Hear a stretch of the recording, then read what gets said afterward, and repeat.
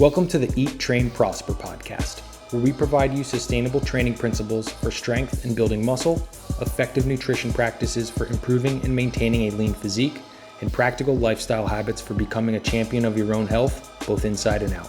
Hosted by Aaron Straker and Brian Borstein.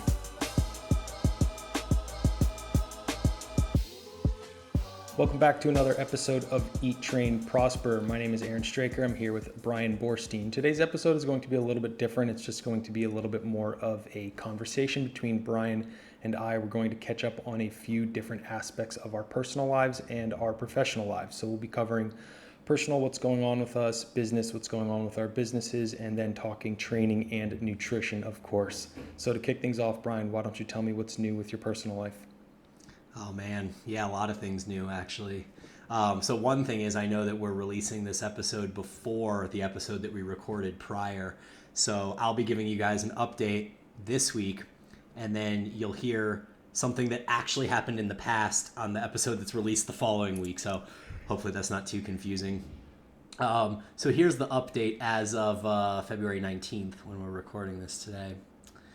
The nanny that we have that has been working with us for the last few months has a really robust school workload this semester, and she basically put in her time a couple days ago, and today is her last day of working with us. So Kim and I, my wife, spent the last 24 hours scrambling, trying to figure out how we're going to get things covered so that we don't go back into like the beginning of quarantine type stressful, cortisol-inducing, life-altering changes that we were dealing with. So contacted my mom. So I live in Boulder. My mom lives here. And I was like, Mom, listen, we absolutely, we need you. We just need you. I don't really know what else to say. You have to move your schedule around and help us out. So so she agreed to help us out on Mondays, Tuesdays, Thursdays, and sometimes Fridays. And then I contacted my dad and his sister, who also live in Boulder with us, and they agreed to cover Wednesdays. So now the only day up in the air is potentially part of Friday. But man, it's just such a relief to not have to go back on care.com and not have to hire a new nanny and go through that whole process. And then, having my mom, who's a grandma and knows the kids and everything, is just a super solid situation. So crisis averted. Life can go on as normal. And I'm sure I'll get into more of my training, nutrition, and business stuff as we go. But let's hear what's going on in your world, Straker. Personal life, right now we have been living in Playa del Carmen, Mexico for the past about 2.5 months. And we are planning to return to the United States second week of March. We had previously picked out Salt Lake City as we were going to spend a handful of months, really just kind of open-ended, right? Because that's just how we've been living for the past couple years, 2 years now. And we decided, we weighed our options, cool, Salt Lake sounds great. And then we went to find a place to stay on Airbnb, and it has been incredibly difficult. So we're a little bit late behind the ball for finding a longer term place. So a lot of things are booked. And then we are kind of not pumped about the options we found, or things were super, super expensive. So now we're kind of backpedaling a little bit and okay, well, what are other options? We can look at the other kind of cities we were comparing. So hopefully this week we will just kind of make a decision and go, because we're 3 weeks out at this point. So that's a little bit kind of personal life stressful, but it's something, we kind of do every 3 to 5 times a year. So it's, we have some skills in that regard, but that's really it. Personal life, trying to figure out where to go next. And then in terms of, other parts of personal life, I guess nutrition I can get into. I weighed the heaviest I've weighed in over 2.5 years today. I was 206, fasted. Nice. First thing in the morning. So I'm officially up 10 pounds from when I started this kind of really slow lean gain process back in basically the last week of July. It's the second week of February now, I guess technically the third week. So that's finally good. Things are moving. It moves in different paces, which is really kind of interesting to me. It seems like I'm grinding for nothing, and then over 1 week I'll be up 2 pounds or something like that. So it's always really interesting that it's not a linear approach. Yeah, I actually noticed the same thing with nutrition. So I've been doing this kind of slow gaining thing where I've slowly moved from what started at like 188, 189. And I've been gaining about a third of a pound a week or something like that for the last 20 weeks. So I was just kind of hanging out for a number of weeks in like the 193, 194 range. And then this last week, without really changing much, like I had one day that was overfed maybe 5, 6 days ago. But since that day that was overfed, it was almost like it like stimulated something in my body. And every single day since that one overfeeding day for the last 5 or 6 days, I've woken up and the scale's just like been creeping up and creeping up and creeping up. And today I weighed in at 195.8. So in a matter of like 1 week, I went up almost 2 pounds, but it was gradual. It wasn't like, one day of glycogen retention, I wake up and I'm bloated or anything like that. So I'm curious whether, 195.8 is like more or less my new settling point and my body's going to hang out there for a number of weeks before it makes whatever adjustments it's going to make, or whether it's going to continue this rise, or maybe if I continue, if my appetite drops a little bit, then maybe the weight goes back down again. But very interesting. One of the kind of ideas I had in my brain of how I wanted to handle my body weight in regards to this next year was that I wanted to make my sliding scale of gaining and cutting like the high 180s to the high 190s, where it used to be like high 190s to high 200 and what do you call it? Two zeros, two teens. I don't know. I have no Basically, idea. from 198 to 208 was my range, and now I want to change that to like 188 to 198. So I want to drop that range 10 pounds. So if my body continues to climb up in body weight from this 195.8 in a matter of weeks, I could potentially be facing the need for a mini cut to get me back down into the 180s before I kind of work my way back up again. So it's all a learning experience. Excited to kind of see how it all plays out, and just kind of watch it and take it from there. Yeah, to follow up with that a little bit, what is your, like, I don't want to call it like goal, but like loose approach over like, let's call it like spring into summer in terms of like body weight and with that regard?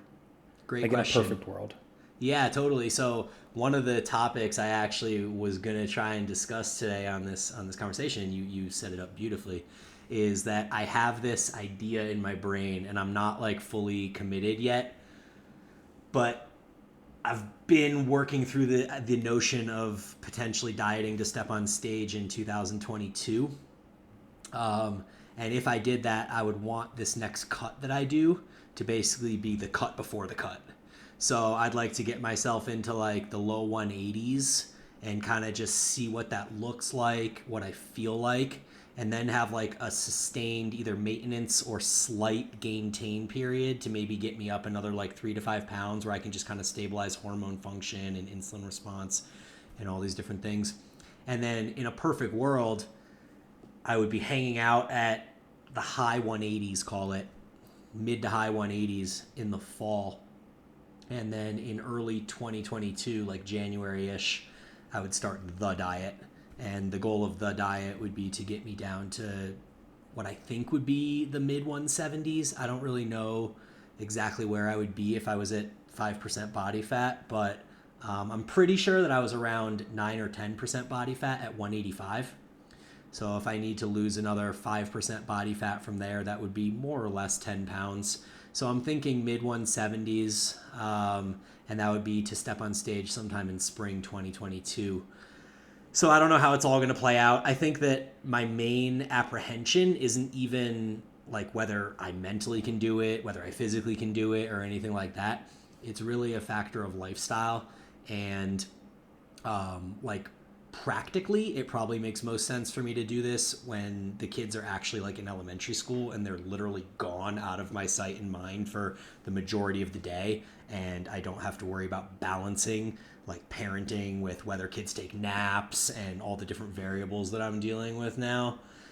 But there's like a large part of me too that doesn't want to wait until both kids are in elementary school, because at that point I'm going to be like in my, what am I going to be, 43, 38 right now. So I don't know. I'm torn on the whole thing, but I think that at least doing the diet before the diet and getting into like the low 180s, which is somewhere I haven't been to the low 180s in 6 years, it at least would give me a sense of what that's like and how much harder I think it would be relatively for me to go from what would be like 183 to 175. I mean, those last 8 pounds are for sure going to be the hardest 8 pounds.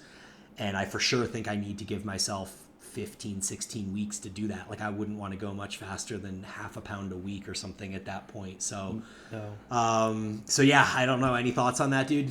Yeah, I think it's a really cool thing to talk about. So, one thing I think when people talk about like getting on stage, and especially I think I get the highest, or not the highest level, the most common level, people think like NPC or something like that. And I just want to go a little bit deeper, and because I know you competed in the NPC for like men's physique, right, a handful of years back. Yep. What is your kind of, do you have an idea? Do you want to go into like the natural bodybuilding route? Which classification? Like, what are your thoughts there? Yeah, so I've never done a natural bodybuilding competition. I discussed it on, I think, a couple other podcasts here, but the one I did in 2015 being NPC was an enhanced organization, and I didn't know at the time. We were so deep into the CrossFit world that I just hired, the local bodybuilding coach to do my prep. Yeah, you have for no me. idea. No idea. And so he prepped me as if I was enhanced, because I'm pretty sure that everyone he works with is enhanced, because who would enter an enhanced competition if you're not? You're at just such a disadvantage. So I was prepped that way, and it was awful. Like, I've talked about this so much. I actually went into detail on it recently on Abel's podcast, the Sustainable Self-Development, when I was on there. So if anyone's interested, you can check that out. But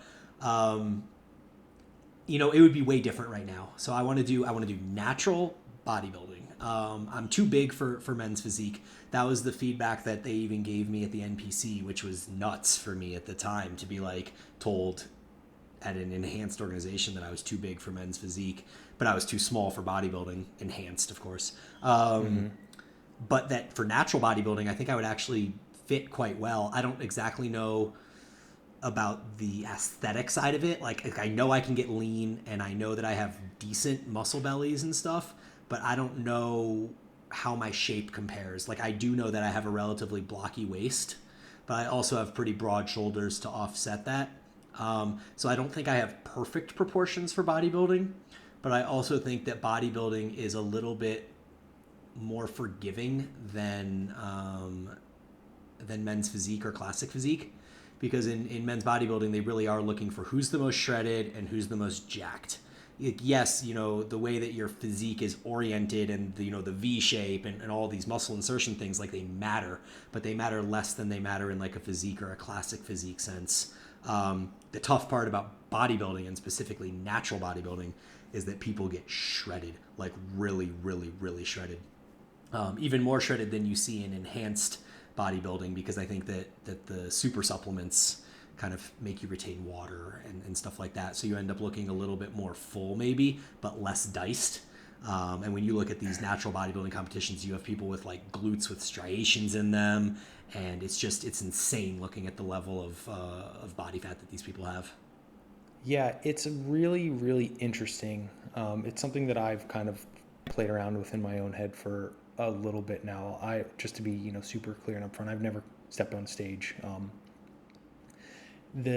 And what's really interesting is a lot of like your average listener, right, thinks like the NPC is what everyone does, and they don't even understand that there's like the natural bodybuilding federations and stuff. And one thing that's really kind of common or big nowadays is like when people are like, oh, is this person like natty or not, and what they're comparing to.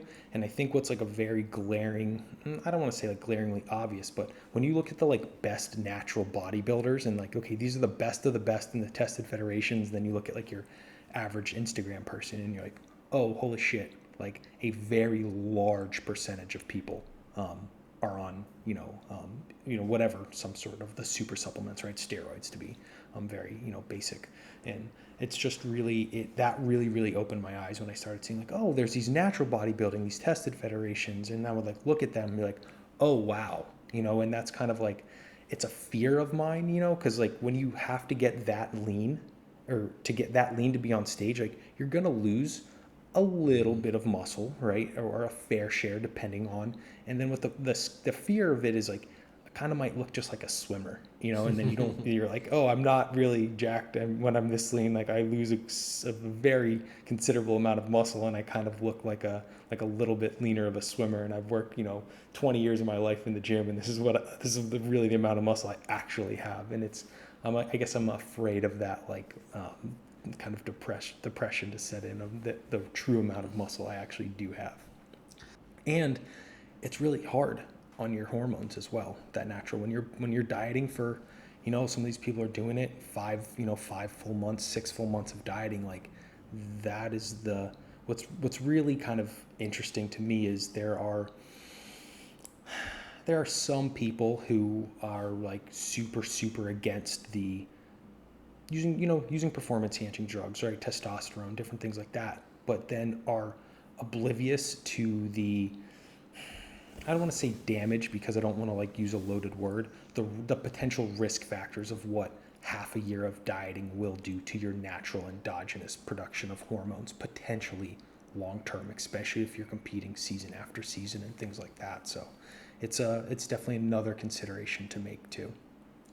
One thing about natural bodybuilding is that they generally don't compete multiple seasons in a row.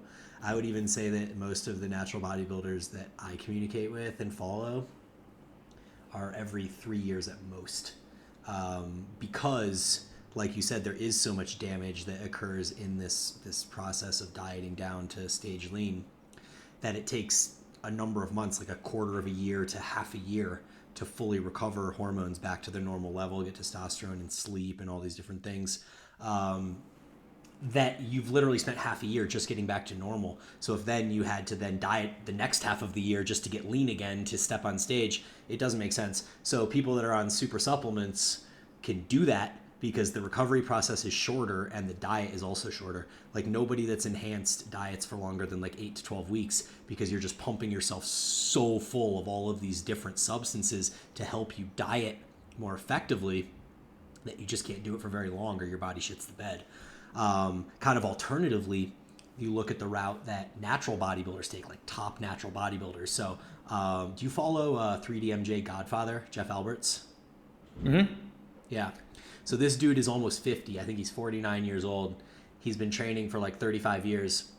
And he's competed, I don't know, 30, 40 times throughout his career, right? Because when you do compete, you don't just do one show. You have a season. So you'll do like, 5 to 7 shows in a season or whatever. And the last few seasons that he's done, he's made his diet a year. An entire year of dieting. So he'll get in the off season, he'll get up to like 205, something like that, and he's my height. So he'll get up to about 205 and he'll just hang out there for a year and just like make whatever gains he can, and then he takes a year to go from 205 to 175, which is where he's on stage, or 173 or whatever. So he's losing 30 pounds in a year. That's less than a pound a week, right? Probably a little more aggressive in the beginning, probably a little less aggressive toward the end. There's definitely some refeeds in there. There's definitely a diet break or two. And I know that he does this as a means of fitting it into his lifestyle. And there's two sides to that coin. Like, you have some people that look at that and they're like you kind of were alluding to, you're putting your body in a suboptimal state for an entire year. Like, your overall message that you're sending your body is you are dieting. Even if you take a month refeed or a month diet break or whatever it is, you're still dieting for a year. But his argument is always that he's doing it in a manner that's sustainable, that gets him on stage super lean, and he doesn't lose strength throughout the process, really. So, I mean, if he mentally can handle dieting for a year, and then he knows that he has 2 years off where he can balloon back up to 205 and hang out there and make gains, and then he's okay with that dieting process taking a year to get back, there's a part of me that kind of enjoys that approach too. Like, I'm not one that wants to slice my calories 1,000 a day or 500 plus a day and just sustain that. I wouldn't want to do that for 16 weeks, 20 weeks, but doing a 300 calorie deficit for a year sounds way more sustainable for me. And I don't know, I've never tried it, but I think it's an interesting idea. Yeah, I actually saw one of his posts. Like, he put out a post today, and I mean, dude is in incredible shape. And he said, all right, this is the condition I'm in. I have 16 more weeks to go until show. And I was like, what? Like, that's really wild, because he said it. I think he said he was at like 182 or 183, and then he's got 16 weeks, which is 4 months of dieting left. And I think that is going to be one of those things that's going to come down person to person dependent, and how well you can manage the lifestyle around it, where your top end of natural endogenous testosterone production is. Because let's face it, if you're, I mean, if equating for like stress, lifestyle, sleep, whatever, if you're only a low end fives, high end fours type of guy, that year is gonna be pretty brutal, and you're gonna be in your low T symptoms, which is going to affect quality of life, mood, etc.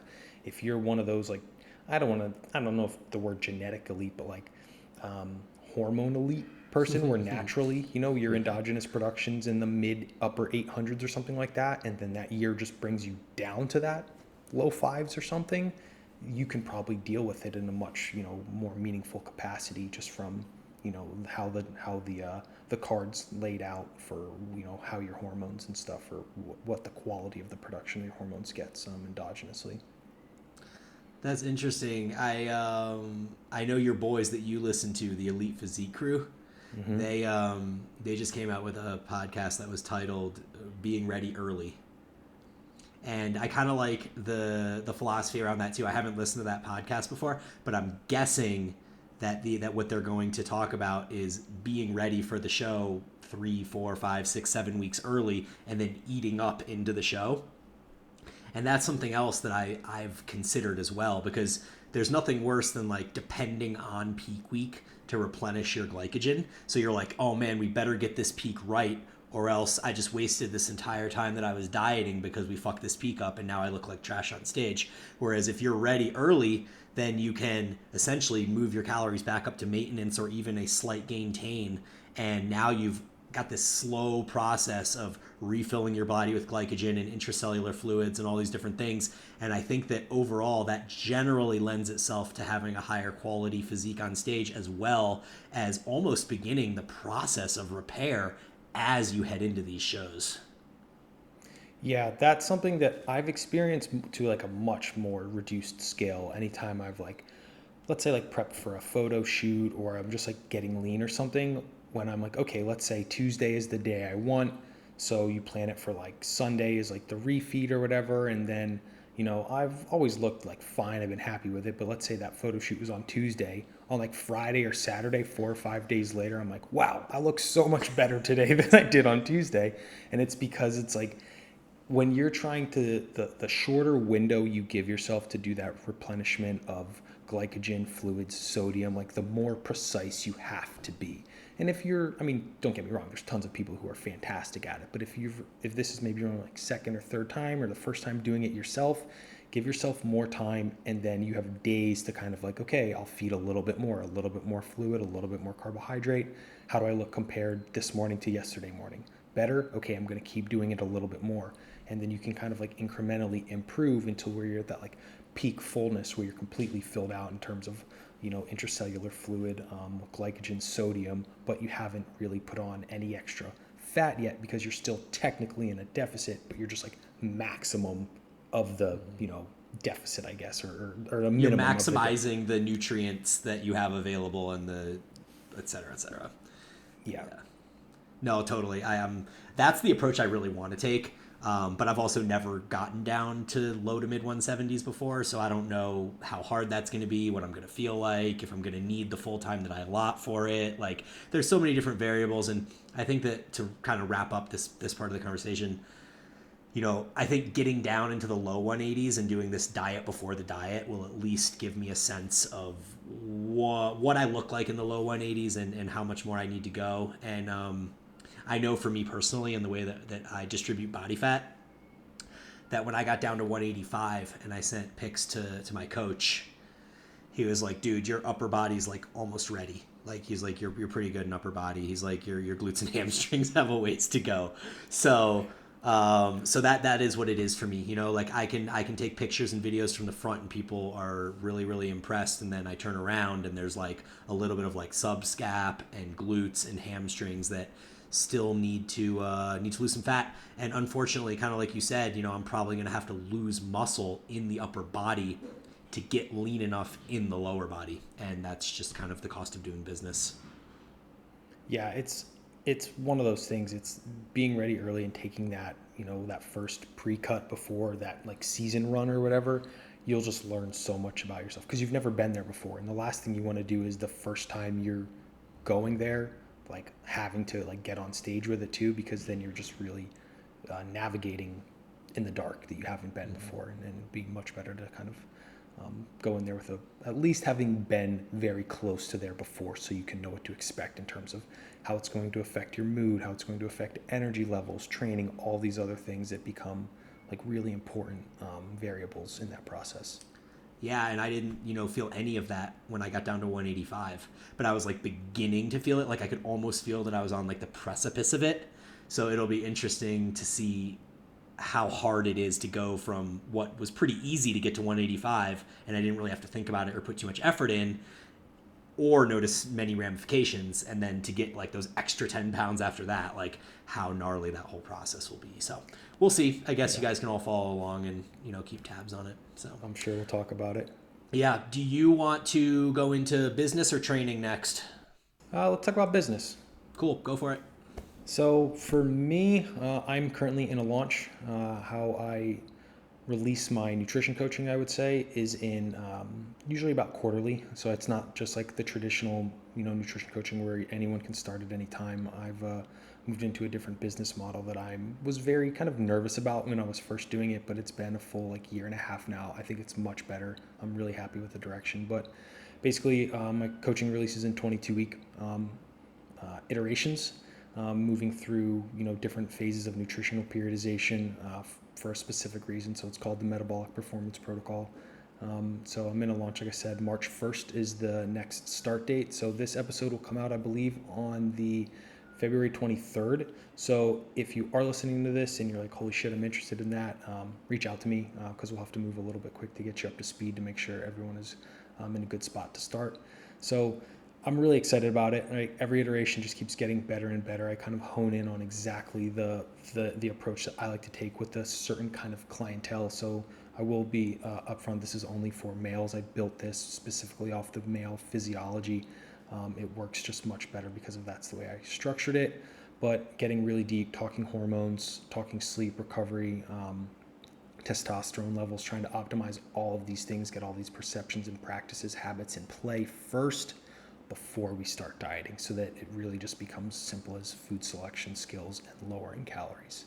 So I'm super excited about that. That's always that's my bread and butter. That's my baby. I love doing it. So I'm very, very excited to start that again. Secondly, this is a very new kind of part of my business. So I'm not sure, some of you guys have maybe seen some of my Instagram and Facebook ads rolling around, but I have a custom nutrition coaching Google Sheets template that I used for a very, very long time with all of my clients. I built over multiple iterations, and then I started getting some questions from other nutrition coaches like, hey, will you sell me that? And I was like, oh, I don't know. I was like kind of scared at first. I was like, this is what I built for my clients. Like, no. And then after a couple, I'm like, okay, yeah, maybe I'll like sell you it, give me whatever, $50 and I'll like send it to you. And then I got enough people asking, and I was like, holy shit, like maybe this is like a second revenue stream I can just have. So I like cleaned it up, made it really, really straightforward. Bunch of YouTube videos on how to use it and everything, bulletproofed it. And now it's like a little revenue source for me. And then what's even cooler is I get messages from people that buy it, and they're like, this is absolutely incredible. Like, I've been using Sheets forever, and this is so much better. It's so straightforward. And they're like, and it's so cheap. Why are you selling it so cheap? And I'm like, well, I wanted it to be like a no-brainer for anyone who's considering it. They're like, yeah, I'll hop on this. So that's been pretty cool. Yeah, I can definitely say that I've heard a lot of positive feedback from people that I've talked to about this sheet. So that's cool. And then I know, even to give you a testimonial for your metabolic performance protocol, that a number of your people that have gone through it have also been doing Evolve training either during or after they've worked with you. And I've had a number of different guys write me and be like, the combination of working with Aaron on Metabolic Performance Protocol and your training has been just huge for me. Like, I haven't made this type of progress in so long. And one guy even wrote me and said he was jumping back in for another 22 weeks. So yeah, I have a couple guys that will like to repeat for sure. Yeah, I mean, that's amazing. Like, what a testament to you and the work that you're doing, that they would go through this course and then they'd want to go through this course again. So that's super rad, man. Yeah, awesome. I'm super pumped about everything. So, what about you? Tell me what's going on with business world for Bryan. Oh man, I'm still trying to work through these specialization cycles that I promised back in late 2020. I haven't had a chance to write them yet. So that's one of the things that I've kind of got in the back of my mind for hopefully the spring or early summer. I want to combine a specialization cycle for bis and tris, one for delts and glutes, quads and hamstrings, and chest and back. So basically taking two muscle groups at a time and ramping up the volume and intensity and frequency on those specific muscle groups, and then sort of cutting back a little bit on the other muscle groups. So the reason that you would specialize is more like kind of something out of necessity. It's sort of like the way when I talked about why I was training in AM PM splits, and it was out of necessity. Same thing with specialization. Like, people can go their whole careers and not need to specialize until they do. Like, it almost doesn't even make sense to be like, I am going to prioritize these muscle groups at the expense of everything else, unless you're literally at a point in your physique where, one, you notice significant imbalances. So that would mean, that would insinuate that you're advanced enough that you have imbalances, right? So either you have imbalances, or you potentially are trying to stand on stage and you need to make one body part significantly larger so that it hides another body part. An example in that, in my case, would be that since I have a blocky waist, that I need to put a little bit more effort into my lateral delt and my upper back work and lats, because I need to get that V taper to look wider at the top to make the blocky waist look smaller. So these are kind of the reasons for specialization. But I also think that, like, in our case, you and I have been sort of specializing on legs for the last couple of years. And maybe not for me as much as like this is a leg specialization cycle, but it's more like I've kind of subjectively just put a little bit more of my effort and intensity into my leg sessions and making them even harder than they normally would be, pushing myself a little bit closer to failure, doing a little bit more volume without actually being like, this is a leg specialization cycle. Whereas in your case, you actually did have what was a 2 times a week leg program, and that was changed into a 3 times a week leg program, right? Yeah, so that's where I'm at right now. And I just touched base with my coach yesterday, and we're gonna push it for a couple more weeks, but we kind of reached the point where like I'm having like the systemic fatigue is picking up. Those Saturdays, like I get, and it's really strange. It's not like a nauseous sickness, but I mean, like it's just like this impending doom that sets in, and like I have to.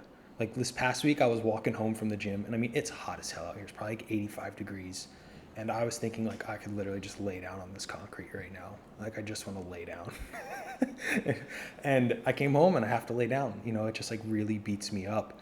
And it's been interesting. And one thing I kind of wanted to talk about this episode a little bit is one thing that's been nice is, like maybe when you're studying or something like that, if you're studying like every single day, you can kind of like compound on the things you learned yesterday because it's recent enough that you remember and then you learn new. But if like you're only studying like every Sunday, like when next Sunday comes, you forget like a quarter of what you studied last Sunday. So it's never like you're just not progressing like week over week. What's been really nice is for the first time ever, this 3 times per week frequency, and I'm repeating the same movements, some of them like multiple times per week, but in a different rep range. I'm getting like very, very good at the execution of these movements. And some of these are movements that I've done for like years and years, and I'm finding ways based on like my limb length or my, own flexibility to perform them better. So something that like 2 examples I can think of. I am just now finding like a very, really great way to do the seated leg curl. Where before I used to hate that machine because like I don't get it. Like I like the lying leg curl. I feel like the seated one's dumb. Like it's not as hard, but I just wasn't using it right. Right? I was just like slamming my weight forward and back to like, use the momentum. I wasn't like controlling it all the way up and pausing. And now like, I mean, I feel like crying when I get off that damn thing because it hurts so bad, but in like a great way, not like my joints, like my muscles are just like so pumped. There's so much blood in the hamstrings, and I'm like, this feels like awful, but I know they're going to grow, so I'm like happy about it. And the second being walking lunges. I used to like really never like them because I mean I have longer limbs, especially my femur, and I just felt like I didn't get a quad, stimulus out of it. I found a way to do them really, really well where I take a very shallow step and then I make it a little bit wider. And I mean, man, I'm doing, on whatever Thursday, I do sets of 15 per leg. I mean, I only have 35-pound dumbbells in my hands, but it is like soul sucking. But I found my legs are on fire. I have a really great stimulus, and it's just by repeating them frequently, I'm getting really good at performing them and finding ways to like hit the target muscle instead of like just turning it into like a lower back pump or something like that. And I think that like goes to show where you spend your time. Like you generally get better. It would be unreasonable for you not to get better from performing it so frequently. And it's just been fine tuning it. And like, I mean, my legs are finally growing, but I mean, don't get me wrong, I'm eating like a lot. And that's kind of taken its toll on me, but the goal is finally moving, I'm inching the needle in that regard. Yeah, the seated leg curl, when you get that right, and like we've talked about this, in the past, where you lean forward, but then you sustain the lean forward, so you're not going back and forward and back and forward. You're just leaning forward and then holding it almost in that like trying to touch your toes stretch position. Exactly. And when I get to like the last 2 reps of that, like I let out these like tribalistic yells as I'm doing the concentric and I'm getting to contraction. And sometimes like the kid is sleeping upstairs and I'm just like, oh fuck, like I just can't help it. It's just so natural and inherent for me to just yell because it hurts that much. But dude, regarding the lunges and just kind of doing the movements more frequently stuff, I think this is a really interesting topic and maybe something we should expand on further in a different podcast. But neural adaptations are like something that really screw people up in changing movements too often because I've even heard the argument that if you're doing like a simple movement like a bicep curl or something, that there are no neural adaptations. That like if you did a barbell curl a year ago and you've been training for 20 years, then you can just pick a barbell curl up and you just go. But I find the complete opposite to be true. Like if I haven't done a barbell curl in a year, I might pick up my first day and literally I can do a set to failure and get like 95 pounds for 10 or something like that. But just through the process of doing the barbell curl every week, I can get up to like 115 for 10, which is like 20% more weight just over the matter of a number of like 4 or 5 weeks, because I've started doing the movement again and my body is like, oh yeah, this is how you like brace for this, and this is how you, whatever, all the different elements that go into performing a movement. This is how you explode effectively without incorporating other muscles, et cetera, et cetera. So there's like, it takes a number of weeks, even on a barbell curl, call it 4 weeks, before I reach a point where I'm like, okay, like now I actually have to try to get stronger. So on something like a lunge or on a squat pattern movement, I could imagine it takes 7, 8, 9, 10 weeks of doing the same movement over and over and over before you actually reach a point where you stop progressing just because you're getting better at the movement. I agree. So yeah, I think it's really interesting because we have an episode in the queue that I don't know when we're gonna talk about it, but one regarding kind of changing movements. How important is it to do the same movements? So anyways, just kind of to tease that a little bit, but I think it's a really interesting topic. And then let's see. Do you have any thoughts on that? I mean, the only thought I guess I would say is I really like repeating movements. Like, I'm almost, I didn't push back on my coach, but I kind of be like, hey, can we continue pushing this a little bit? But then in the same day, I'm like messaging him on Saturdays, and I'm like, why do I keep getting sick and have to lay down after my leg days?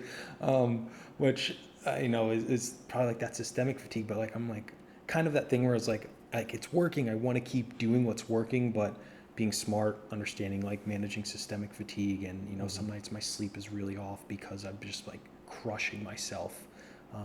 But I kind of went on a tangent a little bit there, but I really like repeating movements because I agree. I think for that first 4 or 5 weeks, like you're still just getting better at performing it, and that's not even really tapping into then, okay, I'm really proficient at performing this well and perfectly for my limb lengths and positions and levers, now I can just allow that, progression, that natural progression of, trying to add reps and stuff each week, start to progress really. And once you tap out on the neural adaptations, it's literally like, as an advanced athlete, like you have to fight tooth and nail to get an additional rep. Like, it's not even like you can go into the gym and just have that rep be an expectation. Like, you go into the gym and you like doubt it. You're like, fuck, I am going to have to dig so deep just to get an extra rep. And like on my hack press leg machine is a perfect example of this. Like, I've been adding a 2.5 pound plate to my handlebar because I can't fit any more weight on the actual like loading arms. So I take like a 2.5 pound plate and I slide it down the like hand grip that I'm using. And so I've been doing that for like 4 straight weeks now. And when you add 2.5 pounds onto 600 pounds, that's 0.04% or something like that. It's 0.4%. Like, your body's not even supposed to be able to detect a difference between something that's that small.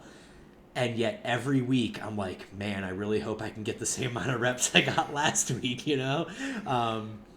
which is just crazy. Like 2.5 pounds on 600, it really shouldn't be anything. And yet it still gives me that like sense of dread going into the first set sometimes.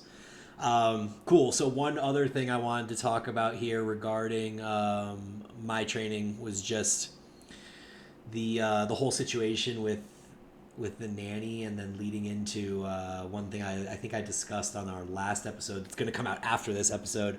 Was that we took the pacifier away from my son, and he now decided that he doesn't want to nap anymore in the afternoons. So that was like, it was like a big slap in the face for us, and we're like, yes, we finally broke him of his pacifier, and now he won't sleep anymore. So kind of out of necessity, I've had to change off of my AM PM split training, and now it's become just a 1 time a day session that I am doing in the mornings for the most part. And it's probably going to end up leading to lower volume, because when I was doing the AM PM split, I was working out 3 days a week, but getting 6 sessions in and still having 4 rest days, which was amazing. But I don't really want to work out 6 days a week, which is what I would have to do to match the same volume curve. So I think what's going to end up happening is I'm basically going to go like upper, lower, upper, lower, upper in 1 week, and then the next week would flip that and go lower, upper, lower, upper, lower. So it'll be a little bit less volume. We'll see how my body responds to that. The good news is I'm not worried in the least that I'm going to lose anything. Like, I think worst case scenario is that I realize that I'm not progressing because my volume is a little bit lower than it was, and then maybe I need to just make a couple in-session adjustments.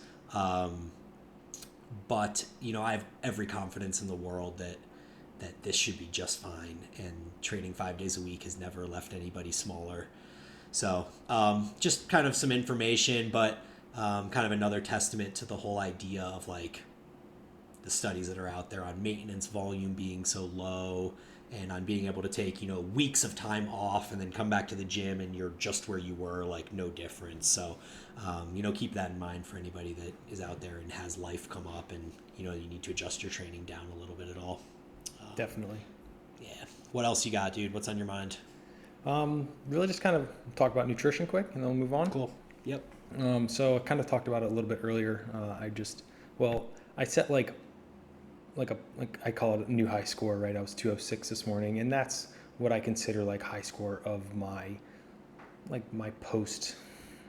I don't know, before, like way before I was like really deep into nutrition and stuff, I was in that like GFH type mindset. I'm sure like we've all kind of been there. So like my top weight of my life was 227. I will never get back there. Just because I don't want, it's superfluous, right? I'm not putting on muscle. Yeah. At that point. But 206, like, felt really good. I was really lean too. I probably should have taken a picture, but I'm sure I'll get back there and see. Today's a rest day, so my weight will be down tomorrow. But I've kind of reached this point where, the food on my training days, like, it is a chore. So I'm eating like just under 4,000 calories, but low fat. So my fats are only at like 55 to 60. Carbs are just, shy of 600. And being outside of the US, like, I don't have like, so like I said, we're going to return to the US, and I'm excited to get my hands on like a cream of rice, right? Because I can put in like 100 grams of carbs really easy and like something that will digest quickly. But I'm doing like a lot of oats and rice here, and it's just a lot. Eating is a chore, and when that last meal of the day rolls around, like I do not want it. And I have to like plan it, because if I have it too late, then it affects my sleep. So it becomes one of those things where it's like a part-time job eating right now. And I'm excited for, when we return to the US, it'll get a little bit easier. And I think I'm probably nearing the top end of this like lean gain phase. So I started at 196. I'm at 206 today. I don't really anticipate us pushing above 210. I don't really see that happening. That might be just me wishing and hoping, but we'll see. But hopefully, I'm definitely daydreaming about lower food. Let's say that. I feel like you're super primed for a diet right now because you don't even want to eat. And I bet that your body would just dump. Like if you did like a 4 to 6 week mini cut, you could probably get back down into like the mid 190s without even really having to like stress about it. Oh, probably easily, yeah. And I'd say the thing that I noticed the most, like I'm just a sweaty mess. Like I do a couple warm-up sets at the gym and I'm like pissing through my shirt already. Dude, eating that many carbs, 600 carbs for anyone that missed that, with, what'd you say was the fat intake? 55 to 60.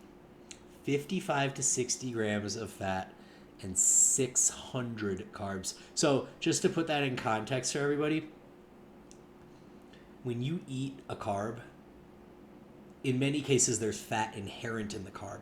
Like white rice probably doesn't have any, but like even if you're eating like almost all carbs do have some inherent fat in them, like a gram here, a gram there. Trace, yeah. And you can't add any palatability to your carbs. Like you can't add any olive oil or any butter or any sort of way to make those carbs more digestible for yourself or more palatable. Like you're literally eating them about as dry as they come.